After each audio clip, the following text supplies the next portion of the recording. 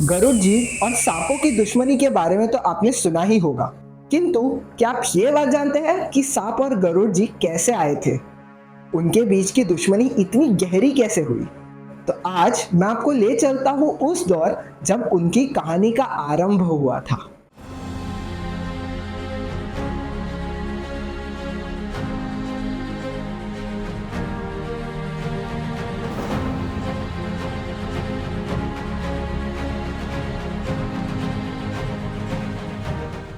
ये बात है उस समय की जब ऋषि कश्यप अपनी पूजा पाठ और तपस्या में विलीन रहा करते थे।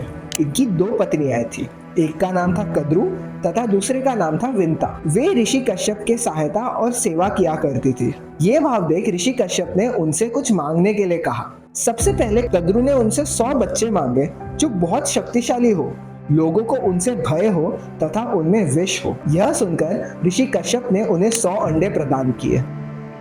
और फिर जब विंता की बारी आई तब उन्होंने ये इच्छा जताई कि उन्हें केवल 2 पुत्र चाहिए, लेकिन उनके 2 बच्चे कद्रू के 100 बच्चों से अधिक शक्तिशाली और बलवान होने चाहिए। ऋषि कश्यप के आशीर्वाद से उनको भी 2 बड़े अंडे प्राप्त हुए। सारे अंडों को सेकने के लिए रख दिया गया ताकि जब समय आए तब वो फूट जाए और उनमें से प्राणों की उत्पत्ति हो। समय बीतता गया और कद्रू के अंडे एक एक करके फूटते गए और सर्प के अलग अलग वेश उनमें से निकलने लगे। इन्हीं सर्पों में से कुछ ऐसे नाग हैं जो आज बहुत विख्यात है, जैसे शेषनाग जो श्रीहरि विष्णु का आसन है, तथा वासुकी जो महादेव के संग रहते हैं। कालिया नाग जिनके सर पर बैठकर श्री कृष्ण ने नृत्य किया था, वो भी यही से जन्मे थे। हमारे पुराणों में जितने भी सर्पों का वर्णन है सब कद्रू के ही बेटे हैं। कद्रू के इतने सारे संतानों को देख विंता को ये आभास होने लगा कि उनके बच्चों को इतना समय क्यों लग रहा है। वो अधीर हो गई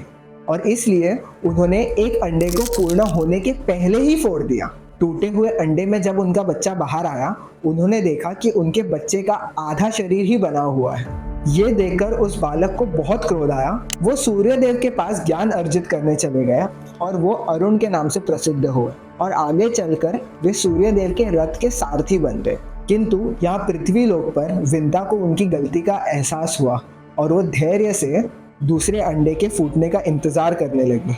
काफी समय बीतने के बाद आखिर में उस अंडे में से प्रकट हुए गरुड़ जी। गरुड़ जी का तेज देखकर कद्रू को अच्छा नहीं लगता था, इसलिए उसने एक षड्यंत्र रचा कि वो विंता को उनकी दासी बना देगी। एक समय जब समुद्र मंथन हो रहा था तब उसमें से एक सफेद अश्व की उत्पत्ति हुई।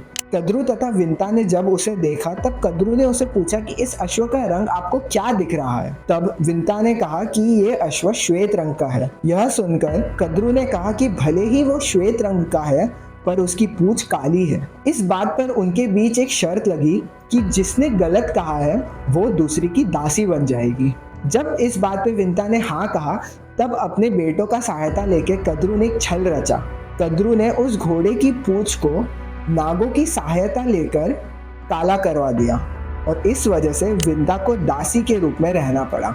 इस दास जीवन को देख गरुड़ जी ने उनकी माता से पूछा कि हम इनकी आज्ञा का पालन क्यों करते हैं। तब सारी बात सुनकर उन्होंने इस गुलामी से मुक्त होने का रास्ता चुना। वो तुरंत ही नागों के पास गए और उन्होंने पूछा कि ऐसा क्या कर सकते हैं वो जिससे उन्हें और उनकी माता को इस दास जीवन से मुक्ति मिले। तब नागों ने कहा कि यदि गरुड़ जी इंद्रलोक जाकर अमृत लेकर आ गए तब वो उनकी माता को छोड़ देंगे। यह सुन तीव्रता से गरुड़ जी ने इंद्रलोक की तरफ अपनी उड़ान भरी और इंद्रलोक पहुंच गए, किंतु अमृत पाने की इच्छा रखने के बाद देवताओं और गरुड़ में जंग छिड़ गई। उस समय उस सभा में प्रस्तुत देव, गंधर्व, रुद्र, यक्ष तथा अश्विनी कुमारों को गरुड़ जी ने अकेले ही परास्त कर दिया। ये देख सब हैरान हो गए थे और गरुड़ जी वहां से अमृत लेकर पृथ्वी लोक की तरफ जाने लगे। इस दौरान देवराज इंद्र ऐरावत पर बैठकर गरुड़ जी से युद्ध करने आए ताकि अमृत को गलत दिशा पहुंचने से रोक सके। उन्होंने अपने मुख्य अस्त्र वज्र से उन पर प्रहार किया पर उनका तनिक भी असर गरुड़ जी पर नहीं हुआ। इंद्रदेव को ये बात समझ आ गई कि पक्षीराज गरुड़ कोई साधारण जीव नहीं है। उन्होंने तब शांति का मार्ग चुना और मित्रता का हाथ बढ़ाते हुए ये बात कही कि ये अमृत अगर नागों के हाथ लग गया तो इस संसार पर विकट संकट आ सकता है। यह बात समझकर गरुड़ जी ने अपनी बात रखी। उन्होंने कहा कि इस समय के लिए वो अमृत ले जा रहे हैं और वहां एक स्थान पर रख देंगे। सर्पों के ग्रहण करने के पहले इंद्रदेव अमृत पात्र को वहां से हटा दे। इंद्रदेव ये बात सुनकर अत्यधिक प्रसन्न हुए और उन्होंने गरुड़ जी से वरदान मांगने के लिए कहा, जिस पर गरुड़ जी ने कहा कि महाबली सर्प मेरे भोजन का पात्र बन जाए।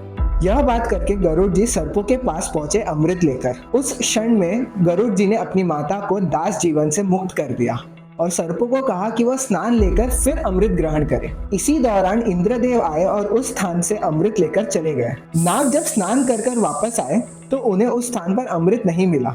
वे समझ चुके थे कि कोई अमृत हर ले गया है।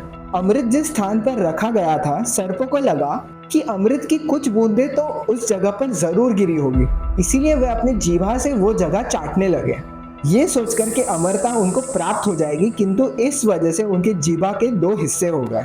गरुड़ जी के बुद्धिमत्ता और बल शक्ति ने उन्हें और उनकी माता को दास जीवन से मुक्त करवा दिया और वरदान अनुसार नाग उनके भोजन बन गए और चालू हुआ ऐसा महायुद्ध जो युगों युगों से चलते आ रहा है। पक्षीराज गरुड़ की कीर्ति बहुत प्रसिद्ध है क्योंकि वे विष्णु जी के वाहन भी हैं। एक बार श्री राम और रावण के युद्ध में जब श्री राम और लक्ष्मण जी पे नागपाश का प्रहार हुआ था, तब गरुड़ जी ही थे जिन्होंने उन्हें नागपाश से मुक्त कराया था। ये थी एक कथा गरुड़ जी और नागों के बीच के युद्ध भाव की। ऐसे ही अन्य कथाएं जानने के लिए सब्सक्राइब कीजिए पौराणिक चैनल को।